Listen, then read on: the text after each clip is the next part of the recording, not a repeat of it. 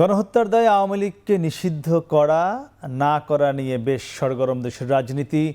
নিষিদ্ধের পক্ষে জনমত তৈরি করতে দেশব্যাপী নানা কর্মসূচি পালন করছে ছাত্রদের নেতৃত্বে গড়া রাজনৈতিক দল এনসিপি। একইভাবে সভা সমাবেশে নিষিদ্ধের পক্ষে দাবি তুলছেন বিএনপি জামাতের নেতারাও।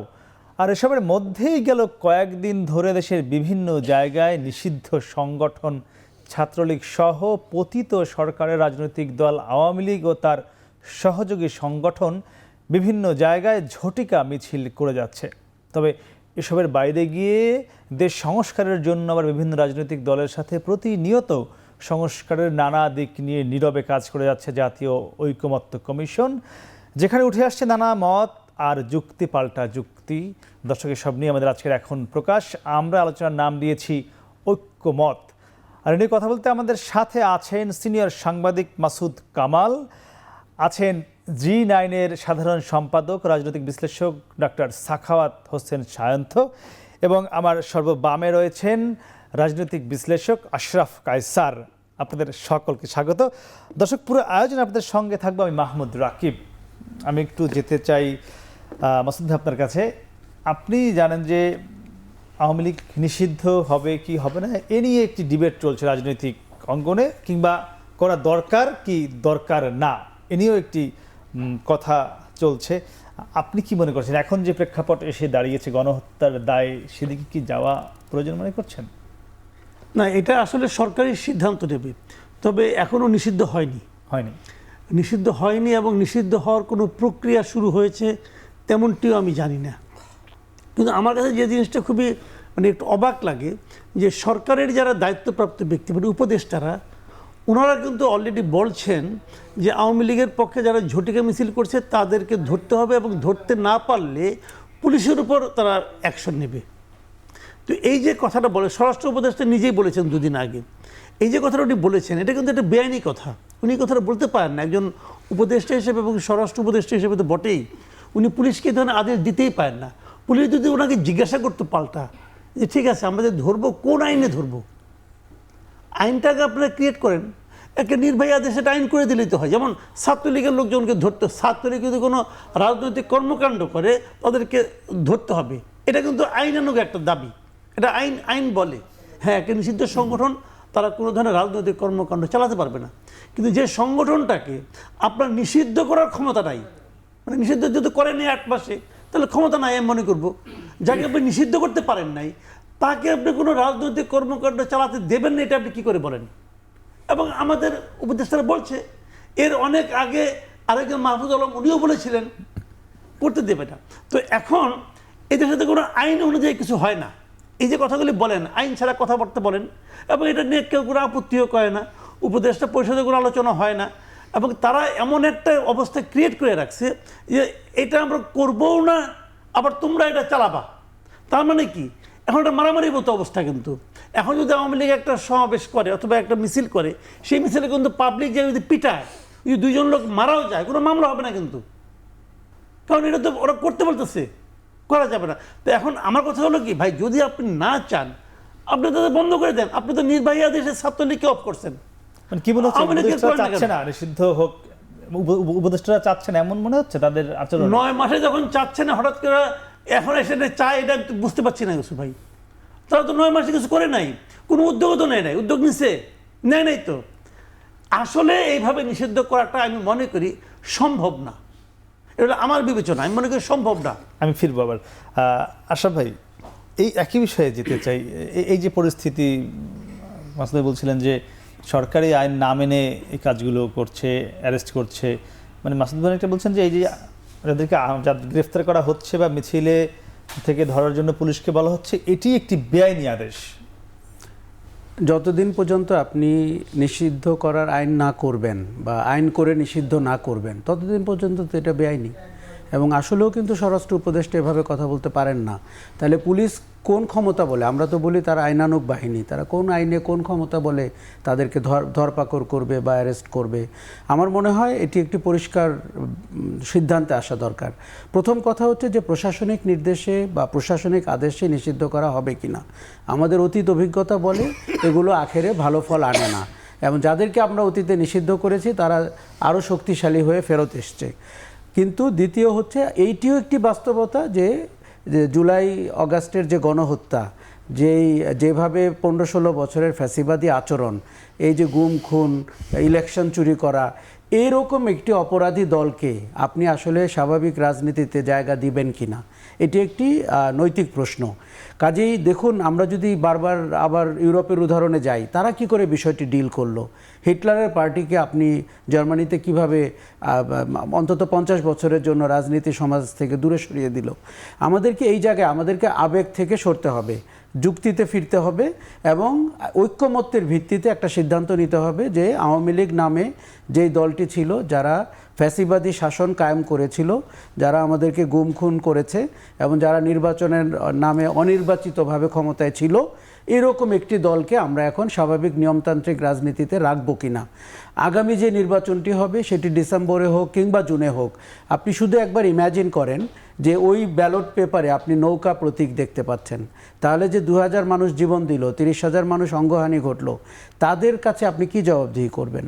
এবং তারা যদি ঢোল মাইক এগুলো নিয়ে রাজপথে নামে, বাংলাদেশের চিত্রটি আপনি একবার দেখুন আওয়ামী লীগের মতো একটি সংগঠন যেটি অত্যন্ত সংগঠিত এবং আমাদের সবচেয়ে পুরনো রাজনৈতিক দল, এই বাস্তবতাকে মেনে নিয়ে আমাদেরকে একটি সিদ্ধান্তে আসতে হবে।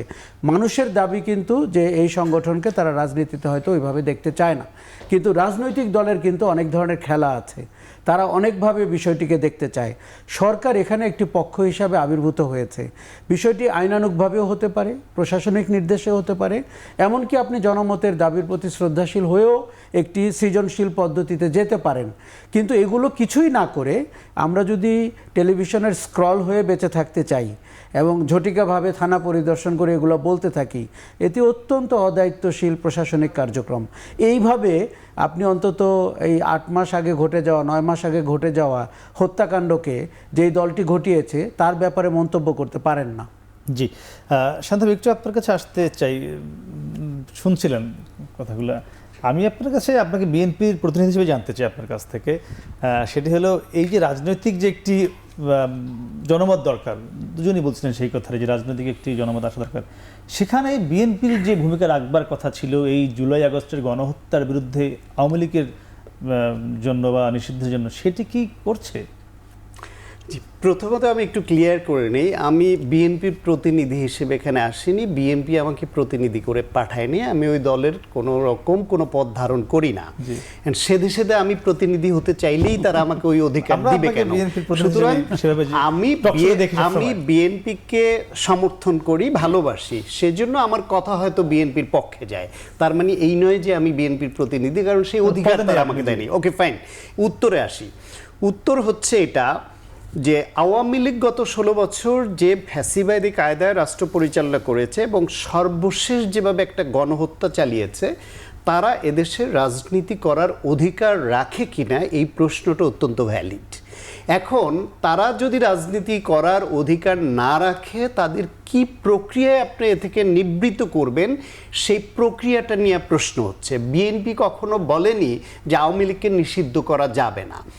নির্বাহী আদেশে যেভাবে নিষিদ্ধের দাবি উঠেছে, সেটা দেশের রাজনীতির জন্য অতীতে কতটা লাভ হয়েছে, এখন হবে কিনা, ভবিষ্যতে কি হবে, সেই নিয়ে বিএনপি সন্দিহান।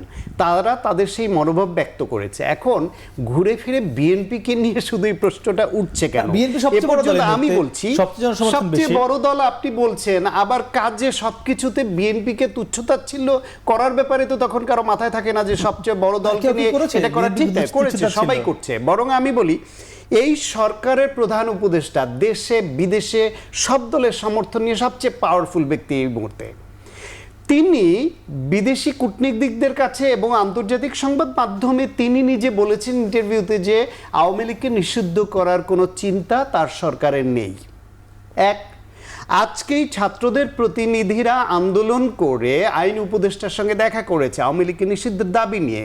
তারা বের হয়ে এসে বলছে আইন উপদেষ্টার সঙ্গে কথা বলে তারা সন্তুষ্ট নয়, তার আচরণের কথায় মনোভাবে মনে হয়েছে সরকার আওয়ামী লীগকে নিষিদ্ধ করতে চায় না। এনসিপি যারা ছাত্রদের প্রতিনিধি, তাদের নেতারা রাজনৈতিক বক্তব্যে যাই বলুন, তারাও আওয়ামী লীগের নিষিদ্ধের ব্যাপারে একদম কংক্রিট অবস্থান নেয়নি। জামায়াতে ইসলামী তারা তাদের আমির জাতীয় সংবাদ মাধ্যম ইন্টারভিউ দিয়ে বলেছে সেই আওয়ামী লীগের নিষিদ্ধের ব্যাপারে তারা স্পষ্ট অবস্থান এখনো নেয়নি। এখন কথা হলো কি করা যেতে পারতো, যেটা দুজনেই বললেন। আমি শেষ করি এই কথাটা, শুধু এইটা কিন্তু আজকেও সমাবেশ করেছে, মিছিল করেছে নিষিদ্ধের দাবি, সেটি রাজনৈতিক বক্তব্য না, মিছিল সমাবেশের দাবিতেই করেছে। কিন্তু যেটা করতে পারে, সরকারের উপর তারা অনেক কিছুতে প্রেসার ক্রিয়েট করছে, এটা নিয়ে কোনো আন্দোলনে ওইরকম অনড় অবস্থান আমরা দেখছি না। বরং সরকার এবং রাজনৈতিক দলগুলোর মধ্যে এই আলোচনাটা হওয়ার দরকার ছিল যে আজকে এই দলকে নিষিদ্ধ করা না হয় একটা প্রক্রিয়ার ব্যাপার, সিদ্ধান্তের ব্যাপার, ঐক্যমত্যের ব্যাপার। তো সরকার চাইলে এমন একটা আদেশ তো দিতে পারে, যেহেতু এই দলটি গণহত্যার সঙ্গে জড়িত, তাদের নেতাকর্মীরা নির্বিচারে মানুষ এই যে হত্যা করেছে সেই মিছিলে ছিল, সুতরাং এর বিচার না হওয়া পর্যন্ত, খুনিরা চিহ্নিত হওয়া না পর্যন্ত এই রাজনৈতিক কর্মসূচির ব্যানারে তারা নেমে গিয়ে নতুন করে আইন শৃঙ্খলা পরিস্থিতির অবনতি ঘটাতে পারে। সুতরাং সাময়িক কালের জন্য হলে রাজনৈতিক কর্মসূচিতে নিষেধাজ্ঞা তো সরকার দিতে পারে। তাহলে আজকে মাসুদ ভাই যে কথা বললেন, আশরাফ কায়সার ভাই যে কথা বললেন, যে কোন ক্ষমতা বলে বলছে যে আওয়ামী লীগের পক্ষে মিছিল করলে তাদের গ্রেফতার করতে হবে, এই কথাটা কেউ বলার সুযোগ পেতেন না। আপনি যদি আওয়ামী লীগের এই জুলাই গণ অভ্যুত্থান পরবর্তী সময় এরকম ফ্যাসিবাদী একটি শক্তি যারা গণ অভ্যুত্থানে ছাত্র জনতার বিরুদ্ধে অবস্থান নিয়ে গুলি করেছে, মানুষ মেরেছে, তাদের তো নামে বহু মামলা আছে, তাদের তো চিহ্নিত করা হয় নাই। সুতরাং আপনি এর সুরা না হওয়া পর্যন্ত সাময়িক কালের জন্য হতো তাদের রাজনৈতিক কর্মসূচিতে নিষেধাজ্ঞা সরকার দিতে পারতো আইন শৃঙ্খলা রক্ষার সাথে, সেটিও কি দিয়েছে। অথবা এই দলের আপনি নিষিদ্ধ করবেন, এটা পরের স্টেপ। নিবন্ধন বাতিল, যেটা বললেন যে নৌকা প্রতীক নিয়ে দলের নাম নিয়ে নির্বাচন করবে, আপনার এত রক্তের উপর দিয়ে এই নির্বাচনে তারা অংশ নিবে, সেটিও কি দেশের মানুষ মেনে নিবে? সুতরাং আপনি তাদের নিবন্ধন বাতিলের ব্যাপারেও যে একটা আলোচনা হতে পারতো রাজনৈতিক শক্তিগুলোর মধ্যে এবং সরকারের সঙ্গে, তারা নানান সংস্কার নিয়ে তারা লিড দিচ্ছে, এই বিষয়টা নিয়ে সরকার তো লিড দিচ্ছে না। একটা রাজনৈতিক দল এই যে শোল্ডারিং ডিশোল্ডারিং নানান রকমের বিষয় হচ্ছে, যে এ চায় না তাই পারছি না, এ চাচ্ছে, এদের মধ্যে ঐক্যমত্য নাই। সরকারের যে অভিভাবক সুলভ একটা আচরণ দেশের সংস্কারের ক্ষেত্রে নিচ্ছে, রাজনৈতিক সংস্কার বিভিন্ন বিষয়ে, এই আওয়ামী লীগের রাজনীতির প্রশ্নে সরকারের ভূমিকাটা কি? রাজনৈতিক দলগুলো এই বিষয়ে কেন বসছে না, এই প্রশ্নটা বরং তোলা দরকার।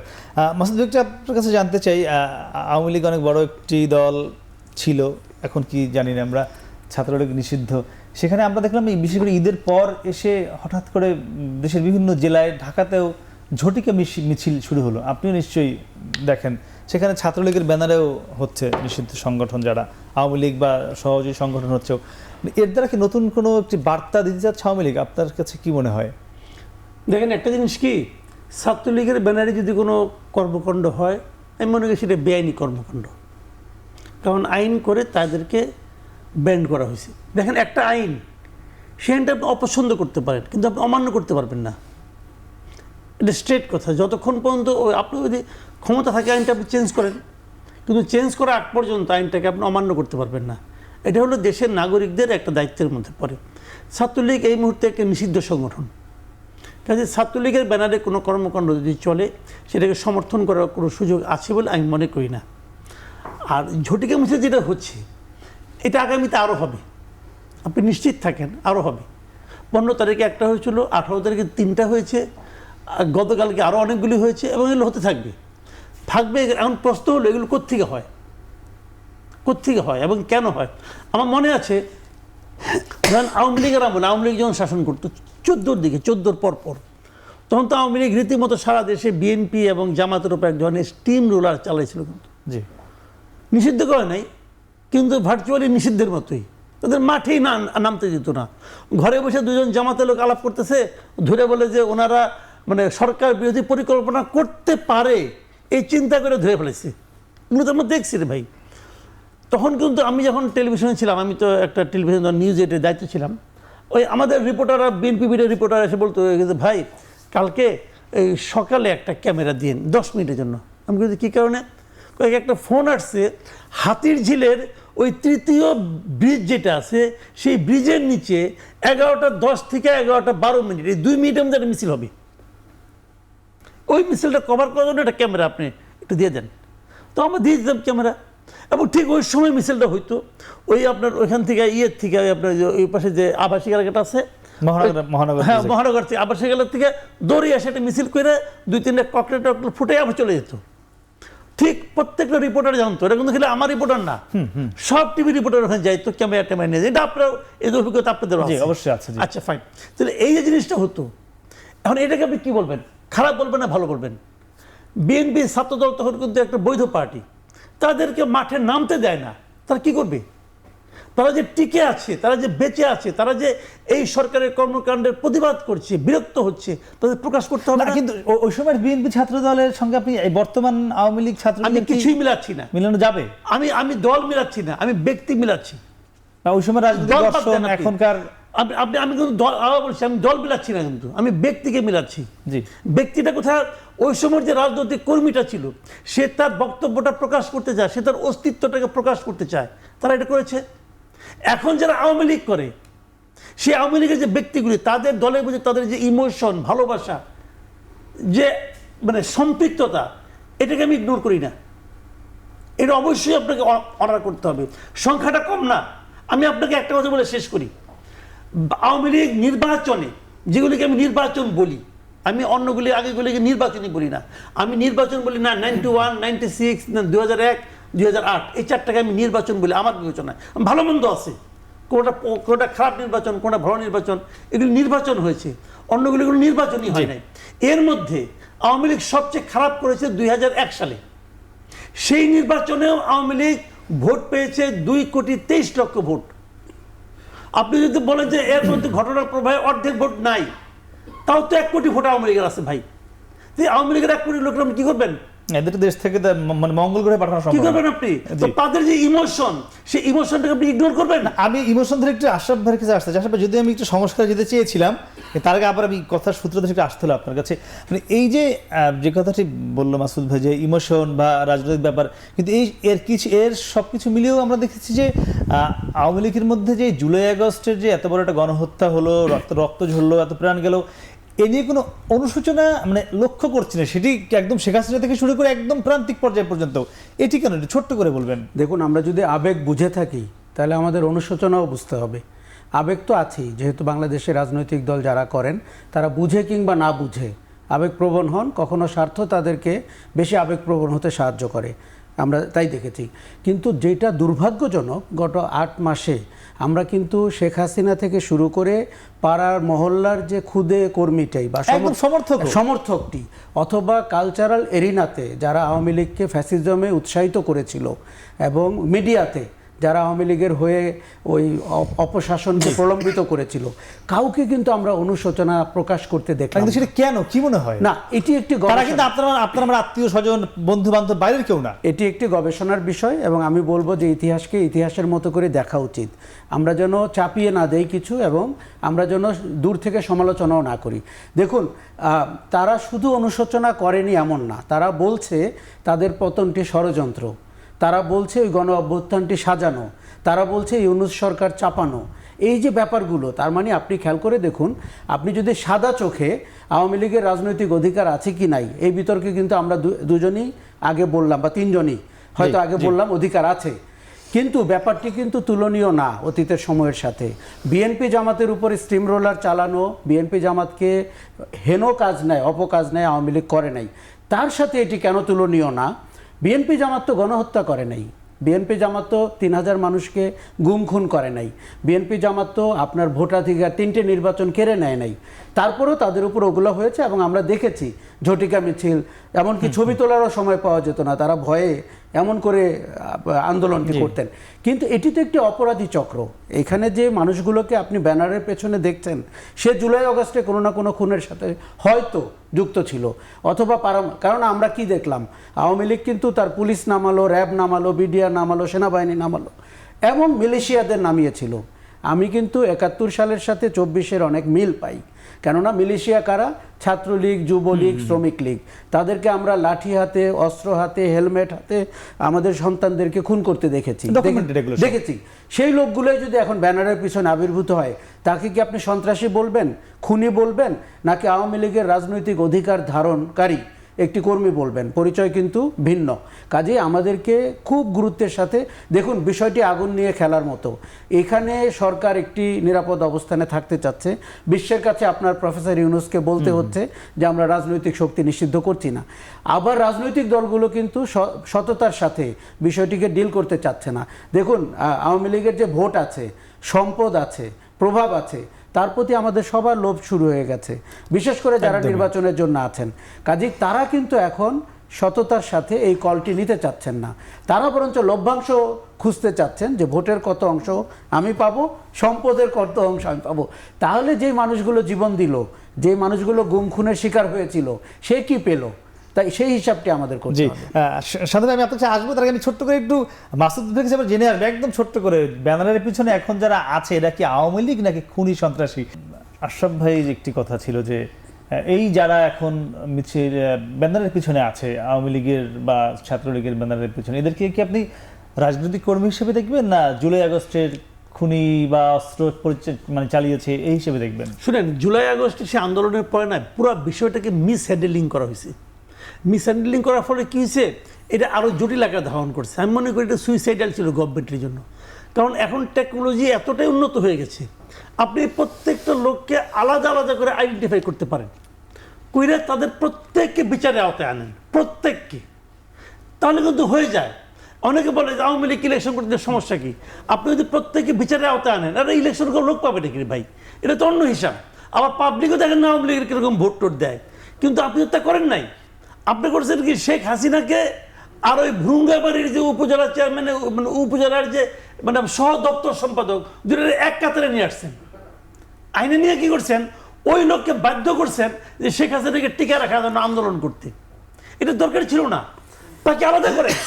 সে যে অপরাধ, যার যে অপরাধ, তাকে সেই অপরাধের জন্য দায়ী করেন। আর যে আওয়ামী লীগকে সমর্থন করেছে অথবা আওয়ামী লীগের নীরব কর্মী ছিল, তাকে তার সঙ্গে যখন আপনি মিলিয়ে ফেলান, তো পুরোটাই কিন্তু একটা বড় বোঝা হয়ে যায়। এখন সেই বড় বোঝা নিয়ে এরা বসে রয়েছে। তারপরে সেটাকে নিয়ে তারা যে একটা মানে সিস্টেম করবে, এই যে সাধারণত একটা পদ্ধতি দিল, করেন না রে ভাই, আমার তো না নাই, করেন যে কাজটাই করেন জাস্টিফাইড ওয়েতে করেন। একটা গভর্নমেন্ট যদি এরকম আনারের মতো আচরণ করে, তখন কিন্তু পুরো গভর্নমেন্টের পারফরমেন্স নিয়ে কিন্তু প্রশ্ন ওঠে। হয়তো আমি উচ্চারণ করি না, হয়তো উনি উচ্চারণ করেন না, কিন্তু কেউ না কেউ তো উচ্চারণ করে। সেই উচ্চারণটা কিন্তু এই গভর্নমেন্টের জন্য নেগেটিভ হয়ে যায়, তাদের এটা বুঝতে হবে ভাই। জি, শান্ত ভাই, একটু আপনার আমরা সংস্কার নিয়ে আলোচনায় ফিরতে চাই। বর্তমানে আপনি জানেন ঐকমত্য কমিশন রাজনৈতিক দলগুলোর সঙ্গে একটি প্রতিনিয়ত মিটিং করে যাচ্ছে সংস্কার নিয়ে। সেখানে আমরা দেখলাম এ পর্যন্ত এই ঐকমত্য কমিশন তারা বিএনপি, জামাত, এনসিপি সহ অন্যান্য সকল দলের সঙ্গে একবার করে বসা মোটামুটি শেষ। আমি যদ্দূর দেখেছি অন্তত একবার করে বসে, এবং সবচেয়ে বেশি বসেছে বিএনপির সঙ্গে, লাগাতার বসে 2-1 দিন পর পরই বসে, আগামীকালও বসবে। আমরা দেখলাম জাতীয় ঐকমত্য কমিশন যে প্রস্তাবগুলো দিয়েছে তার মধ্যে সবচেয়ে বেশি যদি বলি দ্বিমত এসছে বিএনপির পক্ষ থেকেই। এটি কেন, কি মনে হয় আপনার? জি, আপনি এই প্রশ্নে যে আমাকে খুব সংক্ষেপে একটা জিনিস একটু অ্যাড্রেস করি, যেটা আপনি আশরাফ কায়সার ভাইকে জিজ্ঞেস করেছিলেন যে আওয়ামী লীগের টপ টু বটম কারো অনুশোচনা নাই কেন? আওয়ামী লীগ যদি কোনো রাজনৈতিক শক্তি হতো, যদি এটি কোনো তাদের দর্শন থাকতো, রাজনৈতিক দর্শন থাকতো, তাহলে অনুশোচনার প্রশ্ন আসতো। আওয়ামী লীগকে নিয়ে অনেকে বলে এটা হচ্ছে বিভ্রান্ত বিপদগামী একটা ধর্মীয় গোষ্ঠীর মতো। বিভ্রান্ত বিপদগামী না হলেও কিন্তু ধর্মীয় গোষ্ঠীও কোনো ভুল করে ফেললে অনুশোচনা আসে।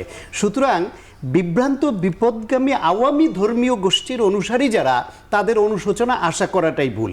এবং তাদের মধ্য থেকে আপনি এআই ব্যবহার করেন, প্রযুক্তি ব্যবহার করেন, যা কিছুই করেন, আপনি চিহ্নিত করে অপরাধীদেরকে ধরবেন, বাকি নির্দোষ সমর্থকদের আপনি কার্যক্রম চালাতে দিবেন, এটা বিরাট এক কর্মযোগ্য, এটাও সম্ভব না এই অল্প সময়ে।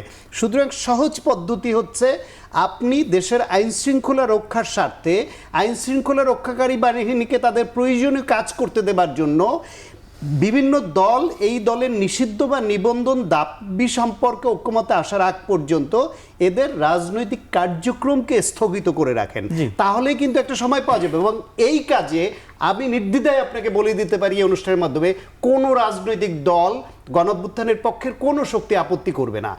খুবই সিম্পল। এবার আসি আপনার সংস্কার প্রশ্নে। সংস্কার প্রশ্নে যেটা আপনি বলছিলেন যে বিএনপি এই দেশের দীর্ঘদিনের পুরনো এক রাজনৈতিক দল, তারা রাষ্ট্র পরিচালনার দায়িত্ব পালন করেছে একাধিকবার। সুতরাং তারা যেহেতু রাষ্ট্র পরিচালনা করেছে, সেই সময় যে সংবিধান তারা অনুসরণ করেছে সেইখান থেকে পুরাটা ফেলে দেওয়ার নীতিতে তারা যেতে পারে না। বিএনপি এদেশের মুক্তিযুদ্ধের পক্ষের শক্তির একটা রাজনৈতিক দল, যে দলটির প্রতিষ্ঠাতা স্বাধীনতার ঘোষণা দিয়েছে, সেক্টর কমান্ডার ছিলেন, জেড ফোর্সের অধিনায়ক ছিলেন। সুতরাং আপনি মুক্তিযুদ্ধের মাধ্যমে অর্জিত একটা দেশের সংবিধানকে, এবং যেই সংবিধান মেনে পরবর্তীতে ওই দল রাষ্ট্র পরিচালনা করেছে, সেটাকে ছুঁড়ে ফেলবে সেই নীতিতে এ দল যেতে পারে কিনা এটা অনেক ভাবনার বিষয় আছে।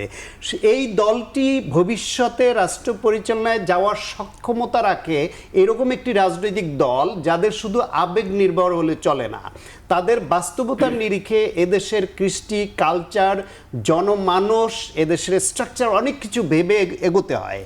এই যে আপনি একটি কথা বলেন মুক্তিযুদ্ধের সপক্ষের দল, এটি বলে আবার কি সেই আওয়ামী লীগ বলে এসছে কিন্তু সেই 16-17 বছর, অন্যদেরকে আলাদা করছেন এনসিপি?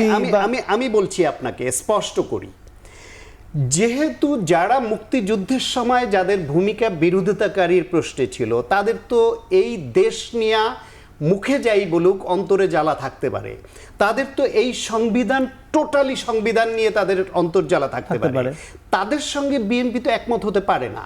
আবার যারা ওই 24-এর গণ অভ্যুত্থানের মাধ্যমে নবগঠিত কোন দল যারা 71-এর প্যারালাল করে ফেলতে চায় এই 24-এর গণ অভ্যুত্থানে, তারা ক্রেডিবিলিটি বেশি এস্টাবলিশড করবার জন্য তারা ওইটাকে গৌণ করতে পারে। বিএনপি তো সেটা করবার দলের কাতারে যেতে পারে না। সুতরাং বিএনপির সঙ্গে অন্য অনেক দলের এই পার্থক্য থাকবে। রাজনৈতিক দর্শনে পার্থক্য আছে, মুক্তিযুদ্ধের অবস্থানে পার্থক্য আছে, পরবর্তী রাষ্ট্র পরিচালনার দায়িত্ব পালন করার ক্ষেত্রে পার্থক্য আছে। এখন বাংলাদেশের বৃহত্তম দল হিসেবে তারা যে স্টেক হোল্ড করে সেখানেও পার্থক্য থাকবে। অন্য অনেকে যারা জানে তারা জীবনও রাষ্ট্র পরিচালনার দায়িত্বে যেতে পারবে না, ওই জনসমর্থনই নাই, তারা আবেগ নির্ভর যেই বক্তব্য দিতে পারবে, বিএনপি ওই বক্তব্য দিতে পারে না। ফলে বিএনপিকে অনেক কিছু ভেবে চিন্তে এগুতে হয় বলেই তাদের এইখানে দ্বিমতের সংখ্যাটা বেশি হওয়া স্বাভাবিক না। তো আশা ভাই, মানে বিএনপির রাষ্ট্রমতা যাবে নিশ্চিত, অন্যান্য দলের চেয়ে অন্যরা যাবে না সেটি জানে, মানে সেক্ষেত্রেই বিএনপির দ্বিমতটা বেশি, এটি শান্ত না, আপনি পার্সিয়ালি বলেন, সেই ক্ষেত্রে না, আমি অনেকগুলো পয়েন্ট বলছি। হ্যাঁ, আচ্ছা, আপনার সবগুলো পয়েন্ট আশরাফ ভাই শুনেছেন। তবে এটি একটি ভাইটাল কারণ না, আপনি যখনই নির্বাচন হবে তখন বিএনপির ক্ষমতায় যাওয়ার সম্ভাবনা সবচেয়ে বেশি, এটি হচ্ছে বাস্তবতা। এবং এটি বিএনপি নেতৃত্বও জানে, বাইরের লোকজনও জানে। কাজেই বিএনপি যখন এখন আলোচনার টেবিলে বসেছে, তার ঠিক পেছনেই সেই সিংহাসনের ছায়াটি দেখতে পায়, এবং ওই চেয়ারে কে বসেছে প্রাইম মিনিস্টার হিসেবে সেই ব্যক্তিটিকেও বিএনপি দেখতে পায়। এবং তিনি দুবারের বেশি 3বার 4বার হলে খারাপ কি, এটি বিএনপির ভাবতে ভালো লাগে। কাজে বিএনপি অতীতে যখন দুবারের বেশি কেউ হবে না বলেছিল, তখন আজকের রিয়ালিটি ছিল না। তো এটি হচ্ছে, আমি বলবো আপনাকে যে দেখুন, রাজনীতিতে আদর্শ দিয়ে অনেক কথা বলা যায়, কিন্তু তারপরে আদর্শ ছেকে আমরা যখন বাস্তবতায় আসি তখন চিত্রটি কিন্তু অত ভালো দেখা যায় না।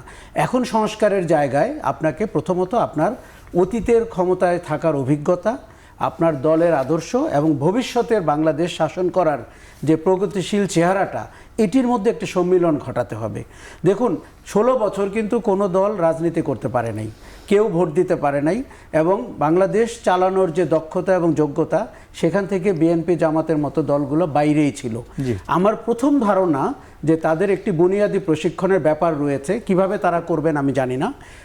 রাজনৈতিক দল চালানো আর দেশ চালানোর মধ্যে যে পার্থক্য, সেইটিকে আপনার উন্নীত হতে হবে। কেননা বাংলাদেশের যে প্রগতিশীল চেহারাটা এবং সামনের দিকে আগাতে হবে, অর্থনীতির মতো একটি বিষয় ডিল করতে হবে, এটি বিএনপির মতো দল বা যারা ক্ষমতা প্রত্যাশী তাদের কাছে কিন্তু এটা আমার আর্জি যে এটাতে তারা কি করেন। দ্বিতীয় হচ্ছে যে দেখেন, আপনাকে ইনক্রিমেন্টাল গ্রোথের দিকে তাকালে হবে না, এক্সপোনেনশিয়াল গ্রোথের দিকে তাকাতে হবে। জুলাই আগস্ট কিন্তু শুধু শেখ হাসিনাকে বিদায় করেনি, জুলাই আগস্ট কিন্তু প্রচলিত রাজনীতিকেও বিদায় করেছে। একদমই ঠিক। তাহলে প্রচলিত রাজনৈতিক দলগুলো কেন এত সংস্কারে তাদের এত সব বিধিনিষেধ বা কড়াকড়ি বা রক্তচক্ষু দেখাচ্ছেন? কেননা তারা জুলাই আগস্টকে ভুলে কেউ কেউ তো বলছেন জুলাই আগস্ট নাকি তথাকথিত ছিল, আপনি অনুষ্ঠানের শুরুতে বলছিলেন। সো এখন যেটা বিএনপির করতে হবে, বিএনপি অনেক ম্যাচিওর ওয়েতে জিনিসটাকে দেখতে হবে।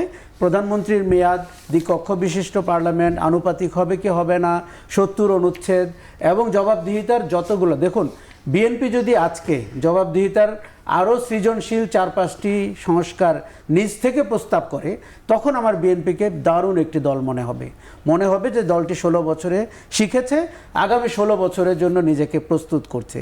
কিন্তু আমাদের দর কষাকষির জায়গা তো আছে। দেখুন বিএনপি এখন কোনো সংস্কার আছে, তারা রাজি না হলে ওই সংস্কারটি হবে না। কিন্তু এই রিয়ালিটিতে আপনি কতটা উদার হবেন, কতটা অ্যাকোমোডেটিভ হবেন, কতটা জনপ্রত্যাশার কাছাকাছি হবেন, সেই প্রতিযোগিতায় বিএনপিকে অবতীর্ণ হতে হবে। কারণ আমার যদি মনে হয় যে আপনি সংস্কারে আগ্রহী না, তবে 1971 সাল নিয়ে কিছু পক্ষ আছে, তারা 24-এর সাথে মেলানোর চেষ্টা করেছে, কারো রাজনৈতিক উদ্দেশ্য আছে 71কে প্রশ্নবিদ্ধ করার, এগুলোর ব্যাপারে কিন্তু সতর্ক থাকতে হবে। সংবিধান সংস্কারের জায়গায় গিয়ে কাউকে আমাদের রোম্যান্টিকও মনে হয়েছে, যে এত রোম্যান্টিক হয়ে সংবিধানকে দেখা এটিও ঠিক হবে না। বরঞ্চ কাজের কাজ যে 2-4টা সংস্কার, যেটাতে ধরে রাষ্ট্রের ধর্ম থাকা উচিত কি উচিত না, এইসব জায়গায় কিন্তু আমরা লোকজনকে খুঁজে পাচ্ছি না, বরঞ্চ উল্টো দিকে পাচ্ছি।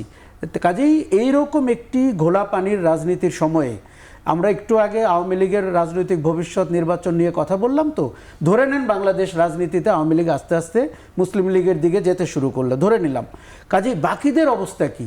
এখন প্রশ্ন কিন্তু সেটাই, 7 মাসে বা 8 মাসে আপনি রাজনীতি কি সংস্কার দেখেছেন? এখন তারা তো আপনার কাছে তো শাসন ক্ষমতা ডেলিভার্ড হবে রাজনৈতিক দলগুলোর ভেতর দিয়ে। কাজে তার যদি নিজস্ব কোনো সংস্কার না হয়, তার আচরণের সংস্কার না হয়, তার যে মানে 1 কোটি থেকে 1000 কোটি হয়ে ওঠার গল্প তৈরি না হয় আগামী 5 বছরে, এর গ্যারান্টি আমাদেরকে কে দিচ্ছে? আরও একটা জিনিস হচ্ছে যে আপনি জবাবদিহিতার আওতায় থাকতে চান কি চান না। অনেকাংশে কিন্তু মনে হচ্ছে আমরা চাই না। আমরা মুখে বলছি যে সাংবিধানিক প্রতিষ্ঠানগুলোকে শক্তিশালী করব এবং রাষ্ট্রপতি এবং প্রধানমন্ত্রীর ক্ষমতার ভারসাম্য যাব, কিন্তু কাজে কেন যেন মনে হচ্ছে যে আমরা আবার এক ব্যক্তিকে দেখছি, ওই এক ব্যক্তির শাসনকে ঘিরে হয়তো কাউকে। দেখুন 16 বছরে বাংলাদেশের বিপদ হয়েছিল ব্যক্তি শাসন। এখানে মাফিয়া লীগ বলি, আওয়ামী লীগ বলি, যাই বলি, ইট ওয়াজ অল অ্যাবাউট 1%। সেই 1%-এই বাংলাদেশ রাষ্ট্রের ভবিষ্যৎ নিয়ন্তা ছিলেন। আমরা সেই ফাঁদে আরেকবার কেন পা দিতে যাব? সেটি যাতে না হয়। জি মাসুদ, একটু জানতে চাচ্ছিলাম যে আশরাফের কথা ধরে আমরা যদি 5 আগস্টের পর দেখি, যদি আওয়ামী লীগকে আমরা একটু পাশে রেখেই বলি, বর্তমান যে রাজনৈতিক প্রেক্ষাপট, তাদের বিএনপি তো নিঃসন্দেহে একচেটিয়া বিশাল জনসমর্থন, কিন্তু 5 আগস্ট পরবর্তী গত 8 মাসে বিএনপি নিজেকে কতটুকু সংস্কার করতে পারলো? জনসমর্থন কি আগের থেকে বাড়লো না ধীরে ধীরে কমছে? আপনার কাছে কি মনে হয়? গত 8 মাসের কথা যদি বলি, আমার বিবেচনায় বিএনপির জনপ্রিয়তা অগাস্ট মাসে যা ছিল এখন তার চেয়ে অন্ততপক্ষে 20% কমেছে। আচ্ছা, বিএনপির জনপ্রিয়তা। এর কারণটা হলো কি, মাঠ পর্যায়ে একটা ব্যাপক চাঁদাবাজি হচ্ছে। যে চাঁদাবাজিগুলো আগে আওয়ামী লীগ করতো, সেই জায়গাগুলোতে বিএনপি যে বসে গেছে, এবং এই চাঁদাবাজদের কেউ কিছু বলছে না। এবং বিএনপি যে নিজেদের মধ্যে আধিপত্যের লড়াইয়ে তারা নিজেরা মারামারি করছে, এই জিনিসগুলোকে সাধারণ মানুষ ভালোভাবে নিচ্ছে না। এর বিপরীতে আমি মনে করি এই যে তাদের জনপ্রিয়তা কমছে, এর পেছনে একটা ইন্টেনশন কাজ করছে। খুব প্ল্যান্ড ওয়েতে এই মানে বিএনপি জনপ্রিয়তাটাকে কমানোর চেষ্টা করা হচ্ছে, খুব প্ল্যান্ড ওয়েতে। আমি প্ল্যান্ড ওয়েতে বলি আপনাকে, আমাকে 2 মিনিট সময় দিয়ে না। সেই প্ল্যান্ড ওয়েটা হলো, আপনি দেখবেন এই ঘটনার পাশাপাশি আরেকটা প্রচারণা চলছে, সেটাও খুব সুপরিকল্পিত প্রচারণা। সেই প্রচারণা হলো যে রাজনৈতিক দল দিয়ে কিছু হবে না, অরাজনৈতিক একটা নেতৃত্ব থাকতে হবে, যেটা নাকি প্রকারান্তরে ডক্টর ইউনূসকে ইন্ডিকেট করছে। ওনাকে 5 বছর রাখা উচিত, কেউ বলছে 10 বছর রাখা উচিত, কেউ বলছে উনি যতদিন বেঁচে থাকেন ততদিন রাখা উচিত। এই যে প্রচারণা চলছে, এই প্রচারণা কেন চলছে? ওটার কারণে যে মানুষের মধ্যে রাজনৈতিক দলের প্রতি এক ধরনের বিতৃষ্ণা ঢুকিয়ে দেওয়া হচ্ছে। এবং এই ঢুকানোটা আমি এখানেই বলি, দেখেন তারেক রহমান যে কাজটা করছেন, অনেক জায়গায় কিন্তু বিএনপির লিডারদেরকে কিন্তু নিজের দলের নেতাদেরকে বহিষ্কার করছেন এবং নিজের দলের লোককে থানায় তুলে দিচ্ছেন, মামলা দিচ্ছেন। বাংলাদেশের ইতিহাসে কখনো এরকম হয় নাই, ইজ ফার্স্ট টাইম। তারপর উনি পারছেন না কেন? পারছেন না এই কারণে যে দল ইচ্ছা করলে একা সব পারে না। যদি আইন শৃঙ্খলা বাহিনী যদি সক্রিয় হতো, তাহলে কিন্তু এই ঘটনাগুলি ঘটতো না। কিন্তু আইন শৃঙ্খলা বাহিনী আমার বিবেচনায় বরং ওদেরকে প্রশ্রয় দিচ্ছে যে তোমরা এগুলো করো। এবং কেন প্রশ্রয় দিচ্ছে? ওই রাজনীতি বিমুখ করে দেওয়ার জন্য। একদম হিসাবটা বেশ সিম্পল। এরকম যদি আরো কিছুদিন চলতে থাকে, আরো কিছুদিন চলতে থাকে, এটা আরো বাড়তে থাকবে। আবার বিপরীত দিকে ওই প্রক্রিয়াটা চলতে থাকবে, যে রাজনৈতিক দল দিয়ে হবে না, যে বলে না যে নৌকার ধানের শীষ একই সাপের দুই বিষ, এগুলো কিন্তু বলাবলি হচ্ছে। এগুলো কিন্তু আগে কখনো শুনি নাই আমি, ইদানিং শুনতেছি। কেন? আমাদেরকে শোনানো হচ্ছে যে রাজনৈতিক দলরা পারবে না, অরাজনৈতিক দলটাই পারবে, অরাজনৈতিক শক্তি পারবে। তো এইটা কিন্তু খুবই ইন্টেনশনাল। আমি মনে করি যে বিএনপি নিজেরা সতর্ক হচ্ছে, কিন্তু তারা পারছে না মানে চাঁদাবাজিটা বন্ধ করতে পারলে হয়তো কিছু লাভ হতো। এটা তো পুলিশের কাজ রে ভাই, এটা তো পুলিশের কাজ। যদি পুলিশ ভয় পাইতো, যদি এমন হতো একটা চাঁদাবাজকে ধরার ফলে বিএনপি তার বিরুদ্ধে মিছিল করতো, তাহলে আমি বিএনপিকে দোষ দিতে পারতাম। তা তো করছে না। বিএনপি বলছে দেখে ধরেন, পুলিশ ধরে না তো। শান্ত ভাই, একটু বিএনপির 20% জনপ্রিয়তা কমেছে, সেটি আমরা শুনলাম। আমি একটু এই সঙ্গে অন্য বিষয়ে জানতে চাই। এনসিপি একটি সংস্কার প্রস্তাব দিয়েছে, সেখানে বলেছে যে একই ব্যক্তি দল প্রধান, সংসদ নেতা, সংসদ প্রধান হতে পারবে না। এই প্রস্তাবটি কেমন লাগে আপনার কাছে? না, এইটা খুব বড় ধরনের সংস্কারের প্রশ্ন। তো এটা দলের ইস্যু। বিএনপি দল হিসেবে তাদের যে নেতৃত্বের যে কাঠামো, তাতে যদি মনে করে যে অনেক নেতা বিএনপিতে, একজন কেন হতে হবে, যদি মনে করে, কিন্তু এই দলের গঠনতন্ত্র এবং গণতান্ত্রিক পদ্ধতিতেই তারা যদি মনে করে যে না, একই ব্যক্তিতে করলে তাদের দৃষ্টিতে দল এবং দেশ নিরাপদ, সেই ক্ষেত্রে আপনি চাপিয়ে দিতে পারেন কিনা, সেটা একটা বড় প্রশ্ন। যেহেতু গণতন্ত্রের সংখ্যাধিক্যের মতামত গুরুত্বপূর্ণ, দলেও তো সেটা গুরুত্বপূর্ণ। দলের কিছু কিছু মিটিং বা আলোচনায় আমি শেখার জন্য বা শোনার জন্য মাঝে মাঝে থাকি, বোঝার জন্য। আমি মাঝে মাঝে থাকি বোঝার জন্য পলিসিটা, যে এই দলটা আসলে কোন দিকে আগাচ্ছে বা আমাদের যে আকাঙ্ক্ষার বিএনপি তার কতটা কাছাকাছি যাচ্ছে। যেটা মাসুদ কামাল ভাই বললেন, বিএনপির অ্যাক্টিং চেয়ারম্যান তারেক রহমানের যে দিক নির্দেশনা, তার যে প্ল্যানিং যা আমরা শুনি বা দেখি, তাতে আমার মনে হয় একটা আধুনিক নতুন ধরনের জনমুখী একটা বিএনপি তিনি বানাতে চান। এখন সেই ক্ষেত্রে যে আপনি বললেন চাঁদাবাজিটা বন্ধ করতে পারলে সমর্থন বাড়তো। এখন 20% জনপ্রিয়তা কমেছে না 2% কমেছে, সেটা তো ভিন্ন প্রেক্ষাপট, জানি না। এটা ব্যক্তি মাসুদ কামাল ভাইয়ের মত, এইটার কোনো গবেষণায় ধারণা। কিন্তু এটা আমি এই দলের ওয়েল উইশার এবং সমর্থক হিসেবেও, বা আমি দলটাকে ভালোবাসি সেই দৃষ্টিভঙ্গি থেকে তো এটা বুঝি যে 16 বছর নিপীড়নের মুখে থেকে বিএনপির প্রতি সাধারণ মানুষের যে মায়াটা তৈরি হয়েছিল, সেই মায়াটা কিছুটা হলো কমে আসছে এবং কিছুটা বিরক্তি। আরেকটু প্রশ্ন করতে চাই, 70 অনুচ্ছেদে বলা আছে যে নিজ দলের বিপক্ষে ভোট দিলে সংসদ সদস্যপদ বাতিল হবে। এটি আপনি জানেন, এটি পুরনো বিষয়। তো বিএনপি এটি বহাল রাখতে চায়, কিন্তু না, এটা মিসলিড করছেন। বিএনপি বহাল রাখতে চায় না, এইটা না। শুধু এরা বলছে শুধুমাত্র অর্থবিল ছাড়া বাকি সবকিছু না। বিএনপি চারটা উল্লেখ করে বলেছে। একটা হচ্ছে অর্থ বিল, একটা হচ্ছে আস্থা ভোট, একটা হচ্ছে জাতীয় নিরাপত্তা, এরকম আরেকটা কি জানো, 4টা বিষয় ক্যাটাগরিক্যালি বিএনপি উল্লেখ করেছে যে এই 4টা ছাড়া বাকি যে কোনো বিষয়ে স্বাধীনভাবে সে দলের বিরুদ্ধে মত দিতে পারবে। এবং আমি নানানভাবে ভেবে চিনতে দেখেছি যে যেই 4টা পয়েন্ট বিএনপি যে বললাম উল্লেখ করেছে, যেটা দেশের জাতীয়, সে অবশ্যই আপনি যেখানে জাতীয় নিরাপত্তার প্রশ্ন জড়িত, সেখানে দলের বিরুদ্ধে ভোট দিবে সে, এটা বিএনপি একটা বৃহত্তম রাজনৈতিক দল হিসেবে রাষ্ট্র পরিচালনার অভিজ্ঞতা থেকে এটা মানতে পারে না। 1, 2 হলো শুধু ওই যে বললো আশরাফ কায়সার বা বললেন না, অনেকে রোমান্টিক ভাবে চিন্তা করেন সংবিধানকে বা আইনকে। বিএনপি ওরকম রোমান্টিক ভাবে চিন্তা করার জায়গায় নাই, তারা বাস্তবতা বুঝে। এই দেশে বিভিন্ন সময়ে যে এমপি কেনা বেচার হাট বসে এবং কিভাবে আপনি একটা সরকারকে এনজিওর মাধ্যমে টাকা ব্যয় করে সরকার ফেলে দেওয়ার জন্য এমপি কেনাবেচার প্লট তৈরি হয়, সে অভিজ্ঞতা কিন্তু আমাদের আছে, অতীত হয়েছে। জি, আমি সেই অবস্থায় এইরকম সবকিছুই যদি আপনি শিথিল করে দিয়ে হঠাৎ করে গিয়ে আপনি সবাইকে ফেরেস্তা তুল্য ভেবে সবকিছুই তাদের দায়িত্বে ছেড়ে দেন, তাহলে সরকার টিকবে না এদেশে। জি, আসলে শান্ত ভাইয়ের কথা শুনছিলেন, আমি এই সিটে আপনার সঙ্গে আগেও যে দুইবারের প্রধানমন্ত্রী এগুলো নিয়ে আলোচনা হয়েছে, এই জন্য আজকে এগুলো আর তুললাম না। জি। আমরাও দেখেছি যে মানে বিএনপি যেটি চাচ্ছে না সেটি এখন পর্যন্ত কিছুই হয়নি, গত 8 মাসে হবে বলে মনে হচ্ছে না। আপনি একটু এরকম ইঙ্গিতে বললেন, তাহলে এই সংস্কার কতটুকু হবে, বিএনপির বাইরে কিছু হবে? সংস্কারের ব্যাপারে আমি খুব একটা আশাবাদী না। এর দুটি কারণ। একটি হচ্ছে যে রাজনৈতিক দলগুলো মন খুলে এবং মাথা খুলে এবং জনগণের কাছে জবাবদিহিতার দিক থেকে সংস্কারটিকে দেখছেন না। তারা দেখছেন তাদের 3টি বড় রাজনৈতিক শক্তি এখন বাজারে, তারা তাদের পয়েন্ট অফ ভিউ থেকে, তাদের পার্সপেক্টিভ থেকে এবং তাদের নিজস্ব রাজনৈতিক দর্শনের জায়গা থেকে সংস্কারটিকে দেখছেন।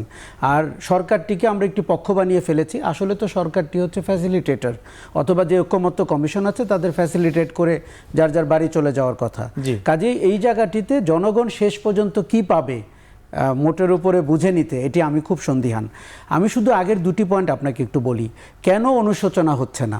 এর একটা কারণ আমি বের করেছি, সেটি হচ্ছে 16 বছর যখন আপনি ক্ষমতায় থাকেন এবং ওই শাসনটির যে চেহারা আমরা দেখেছি, তার মধ্যে রাজনীতি এবং আদর্শ কম ছিল, খাওয়া খাওয়াই বেশি ছিল।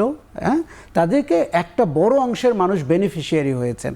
সেই বেনিফিশিয়ারি কিন্তু এটাকে একটা ব্যবসা ক্ষেত্র মনে করেন এবং তারা তাদের নেতৃত্বকে এখনও জীবিত রাখতে চান এবং ব্যবসাটিকে কন্টিনিউ করতে চান। আপনি জানেন যে কোনো ব্যবসা, কাজেই অনুশোচনার জায়গায় না যাওয়ার এটি একটি কারণ। বিরাজনীতিকরণের একটি জায়গা এসছে এবং আমরা বাংলাদেশে অনেকবার এই তৎপরতা দেখেছি। তবে আমার ধারণা শেখ হাসিনা 16 বছরে বাংলাদেশে বিরাজনীতিকরণের একটা উচ্চ মার্গে নিয়ে গেছেন। কেন? কারণ আপনার ভোট থেকে আপনাকে বিচ্যুত করা হয়েছে, গণতান্ত্রিক শক্তিগুলোকে নিঃশেষ করা হয়েছে, তরুণদেরকে জমায়েত করে বিভিন্ন ধরনের বক্তৃতা বিবৃতি দেওয়া হয়েছে, বলা হয়েছে যে তারা যেন ব্যক্তিগত জীবনের সুবিধাদির কথা ভাবে, রাজনীতি তো করা উচিত না। তার মানে আমরা 16 বছরে একটা রাজনৈতিক ভ্যাকুয়াম দেখেছি। এবার দেখুন, রাজনীতিবিদদেরকে কালিমা লেপনের অন্য কাউকে দরকার হয় না, তারা নিজেরাই যথেষ্ট। এই যে আমরা বাজারে বিএনপিকে বা অন্য রাজনৈতিক দলগুলোকে, এমনকি এনসিপির নেতৃবর্গকে দেখছি তাদের কোনো কোনো নেতাকে বহিষ্কার করতে হচ্ছে। তারেক রহমান 8 মাসে যত ম্যাচিওর কথা বলেছেন, যত দিকদর্শী কথা বলেছেন, তার কোনো প্রতিচ্ছবি কিন্তু 2-1টি ব্যতিক্রম ছাড়া আমরা বাজারে দেখতে পাচ্ছি না। বিএনপি একটি খাওয়াখাওয়ির দল, বিএনপি দখলদারির দল এবং বিএনপি মোটামুটি চাঁদাবাজের দল, এইভাবেই কিন্তু বাজারে তার প্রতিষ্ঠা। আপনি যদি প্রান্তিক মানুষকে জিজ্ঞেস করেন, গ্রামেগঞ্জে। কাজেই আমাদের ভয় হচ্ছে যে রাজনীতিবিদদেরকে যখন আপনি খাটো করে দেখবেন তাদের নিজস্ব চরিত্রের কারণেই, তখন কিন্তু অরাজনৈতিক শক্তি আপনার কাছে একটি প্রতিপক্ষ হিসাবে আবির্ভূত হবে। যে আমি একদম 30 সেকেন্ডে শেষ করবো মাসুদ ভাই, আপনার কাছে মাধ্যমে একদমই 30 সেকেন্ড। সেটি হলো যে আসলে বলছিল যে তিনি আশাবাদী না সংস্কার আদৌ হবে কিনা, আপনি আপনার মতামত কি এই ক্ষেত্রে? আমার মনে হয় সংস্কার হয়ে যাবে, যেভাবেই হোক হয়ে যাবে, জোড়াতালি দিয়ে হলেও হয়ে যাবে। এই কারণে একটা পর্যায়ে এসে দেখা যাবে কি জানেন, সংস্কার বিলম্বিত হলে নির্বাচন বিলম্বিত হবে। রাজনৈতিক দলগুলো নির্বাচন চায়, কাজেই তারা থাপথুপ করে হলে মানে নেবে। পরে তারা মানবে রাজনৈতিক দল নাকি সংস্কার কমিশন, কারা মানবে? জি, রাজনৈতিক দল মানবে নাকি উভয় পক্ষই মানবে। কিন্তু এই যা মানবে এটাই যে শেষ পর্যন্ত বাস্তবায়িত হবে সেই আশা আমি করি না, তবে মানবে, মাইনে নেবে। কারণ না মানলে তো নির্বাচন বিলম্বিত হবে। জি, আমরা আপনার এই কথাতে আস্থা রাখতে চাই। এবং শান্ত ভাই বললেন যে রাজনৈতিক দল এবং ঐক্যমত্য কমিশন একসঙ্গে মানবে, খুবই ভালো কথা। দর্শক, আমরাও এই প্রত্যাশায় আজকের এখন প্রকাশ শেষ করছি। আগামীকালকে নতুন কোনো বিষয় নিয়ে দেখা হবে। শুভরাত্রি।